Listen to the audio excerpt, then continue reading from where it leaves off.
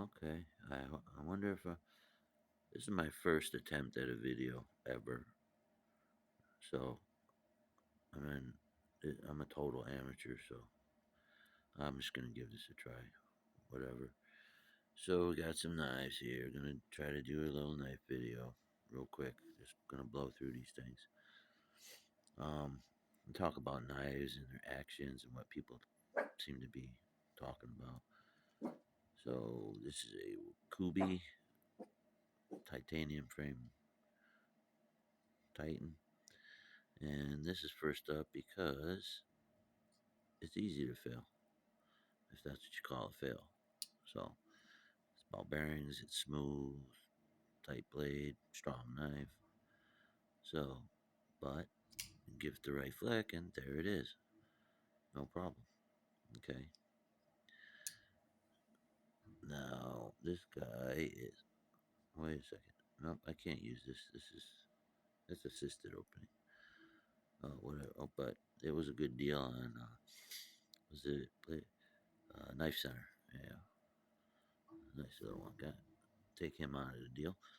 Let's put this one in place. So here we got what I consider a really nice knife, really good deal. I'm happy with this. This is, and I can feel it. Well, it's pretty smooth, but if you, there we go. So, I like the Damascus pattern on this thing. I mean, there's little swirls in it which almost look like raindrop. Civivi riffle, and it's built real nice. It's blacked out. They blacked out the back of the blade inside here, so they didn't black out as the lanyard thing, but can't see it. So it's nice blacked out, black Damascus steel. Um, but what this has got going for it, which I know that it's a big cutout, but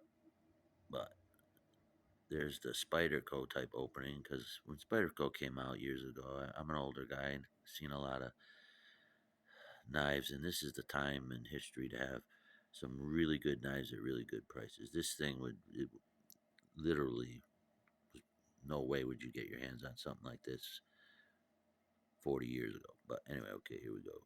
Grab it like this, and that's the drop, the handle opening. That's, I think, what Spyderco is good for. So that's one. And then you can, of course, thumb flick it open. Oh, if I can get my nail in there. Big fat fingers. But it does help because it's different sizes here. That's I guess maybe the reason for that. But here we go. I rather do this when I just want to open it. So that's the slow roll. That's three different ways. Of course, the obvious. Four different ways.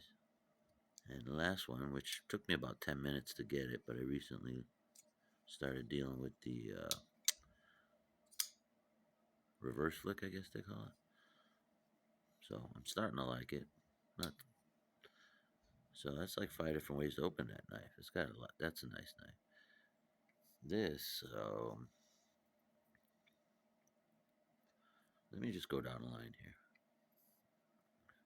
CRKT Richard Rogers design, QSP Leopard, uh, Schrade Inert, I think they call it, Delta series, CRKT slip joint, Rogers design, and Civivi Praxis.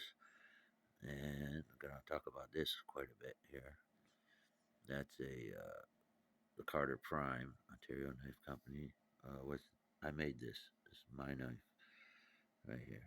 So, but anyway, I was sharpening it. So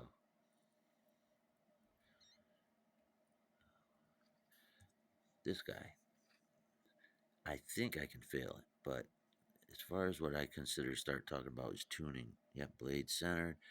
What I like is that the pocket clip is milled in, recessed in, and the screws are so it won't tear up your pocket. Uh, Blade is completely in there, minimal tab, ball bearings, and that I may not be able to quote fail this knife.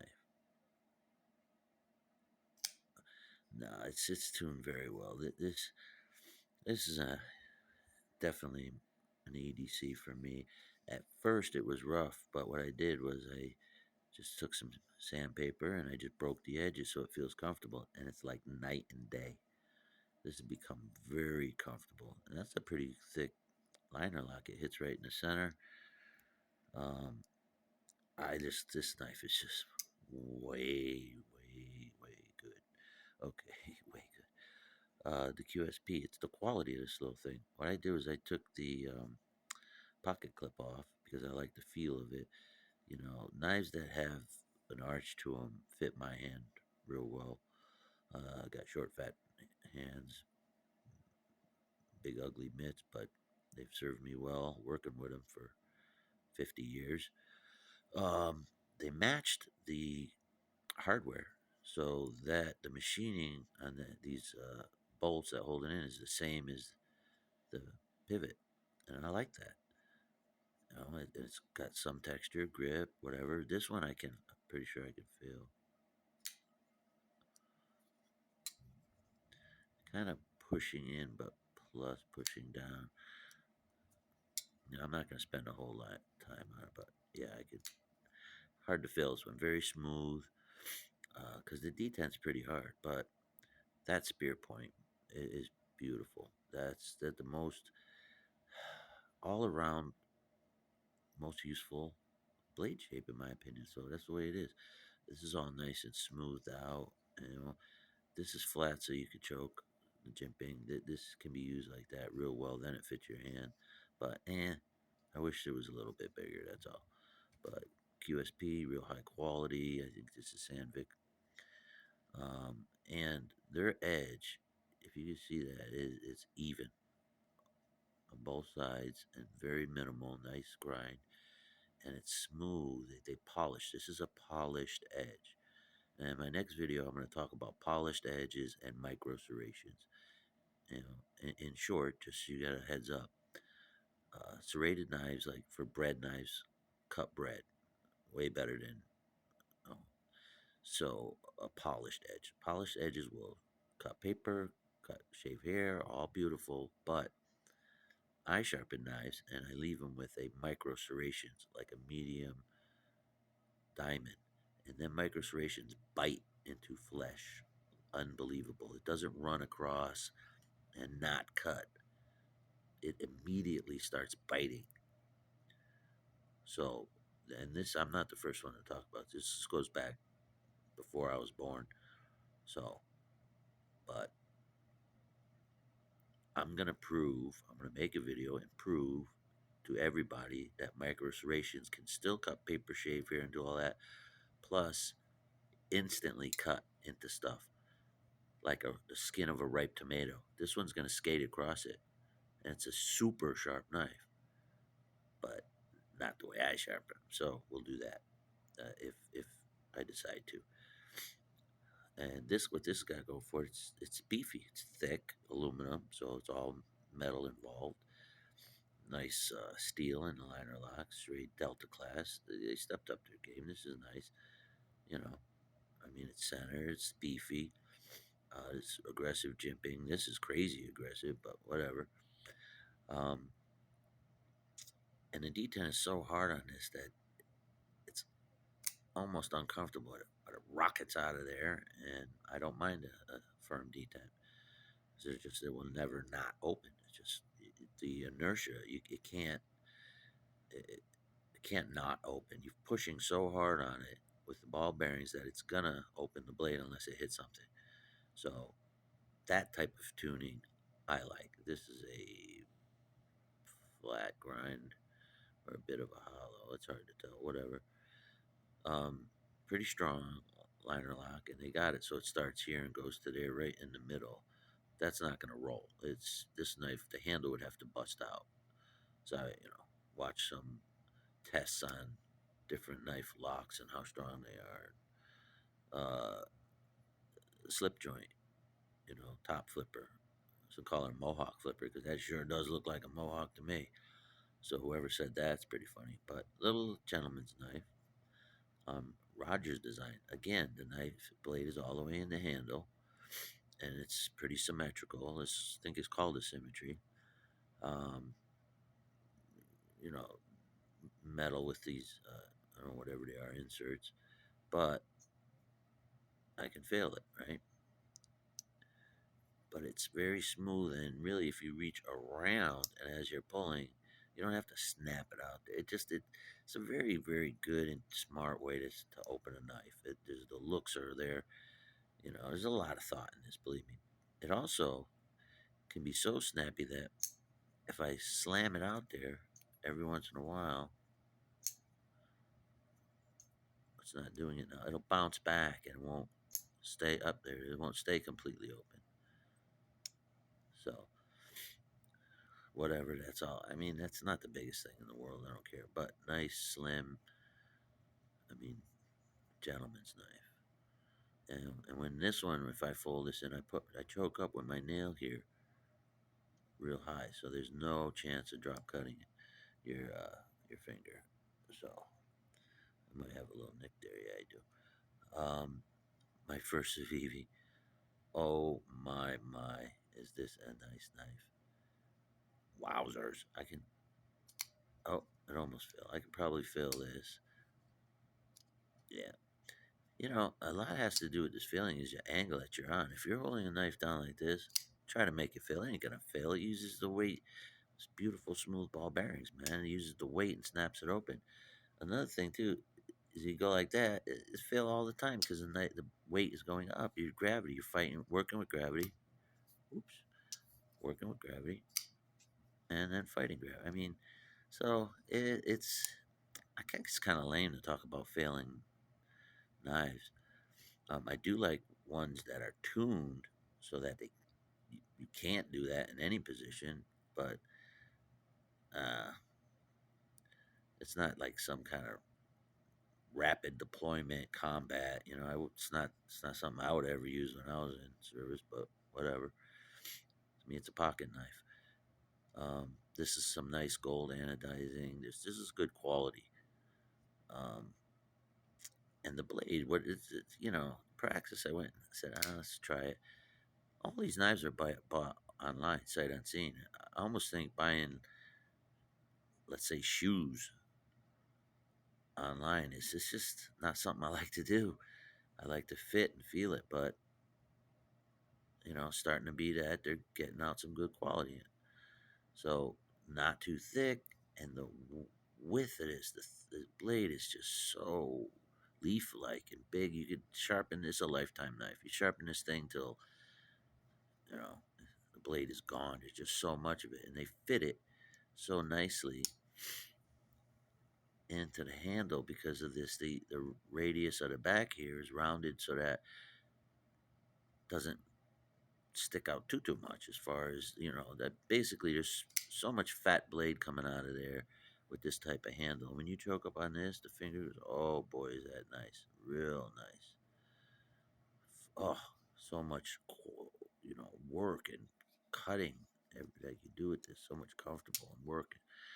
Oh, what a nice knife. Savivi. And here we go. Everybody kind of talked bad about this knife, Carter Prime. But that's meat. That's a lot of meat, a lot of titanium, a lot of thick blade. Um, there is a lock tab in there, but instead of having a screw there, you can see it's staked in from the inside. Also, the relief cut is done on the inside. Clean lines, little arched titanium mill pocket clip. This is totally smooth. I mean, and instead of cage ball bearings, which you probably have maybe 6 balls on each side, this is part of the race. The handle it's milled out inside, and on the handle it's milled, so that's part of the race. This is the, let's say, the outer race. The inner race is cut in, and there's a bunch of little tiny ball bearings. It's like 25 on this side. It's like 50 all together and they're loose, so taking it apart is a chore. But to get the balls back in, the trick is to use grease. Okay, you put a little bit of Vaseline grease or whatever, and one by one, you take the balls and you stick them in their spot and they stay there. That's the trick. If you want to know. So anyway, but the bunch of little ball bearings makes this thing liquid smooth. It is nice. I mean, this is got a medium strength detent, right? And it cannot be filled.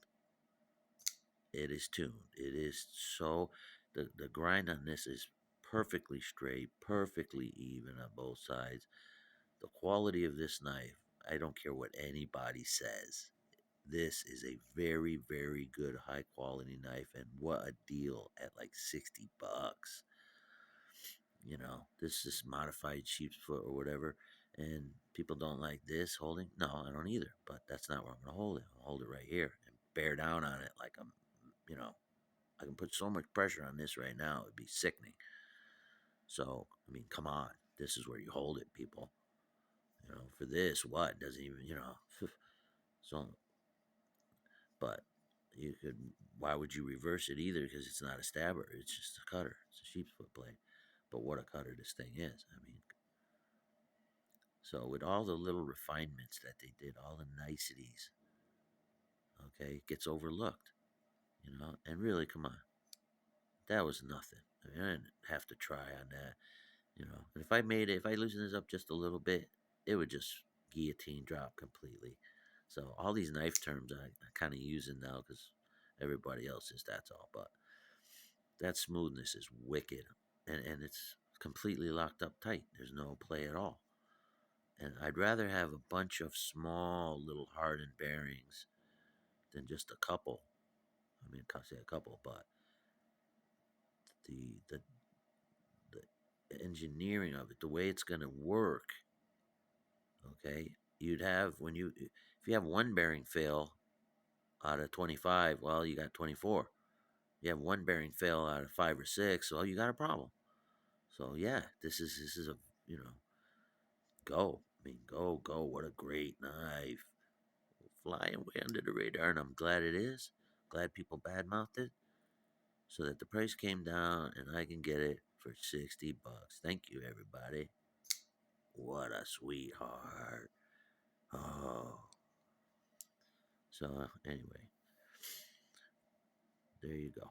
Next video will be on sharpening. Oh, in case people are wondering, this thing is old as the hills. This is what you got 30 years ago.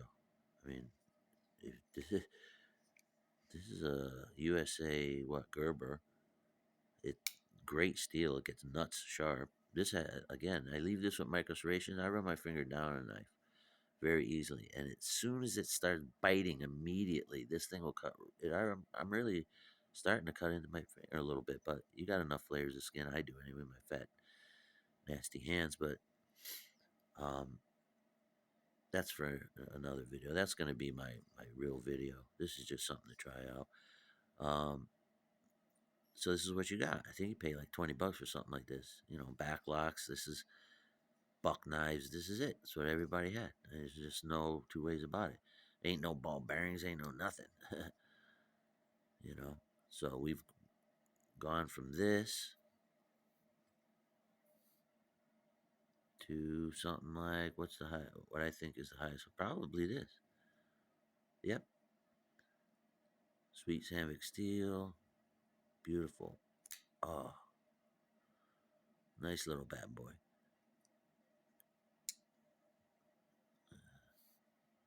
See ya.